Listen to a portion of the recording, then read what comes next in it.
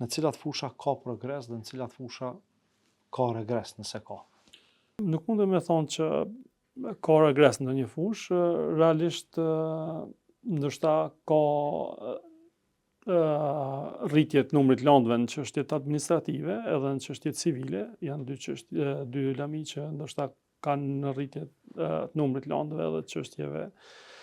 Po nuk mundemi me thonë që ka regres sepse në gjitha lëmit po trajtohen çështjet në mënyrën më të mirë të mundshme edhe brenda fateve të arsyeshme ligjore. Kur flasim për kapacitetet e gjyqtarëve, po thoni që nuk ka pasur mungesa, po a ka nevojë që në ndonjërin prej fushave të shtohet numri në mënyrë që të ketë efikasitet edhe më të madh?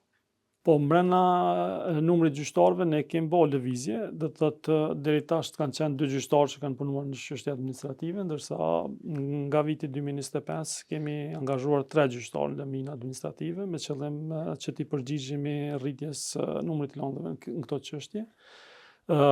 Po besoj që numri aktual i gjyqtarëve është i mjaftueshëm për me i trajtu landë që vinë brenda Gjykatës Supreme. Unë po shpresoj që nëse kalon kodi i procedurës civile, do të kemi ulje të numrit landëve në lëmin civile, për shkak se pritet që të ketë kushte të reja për me ushtru mjetet të jashtëzakonshme në çështjet civile, kështu që po besoj që ka me pas rënje të numrit në çështjet civile.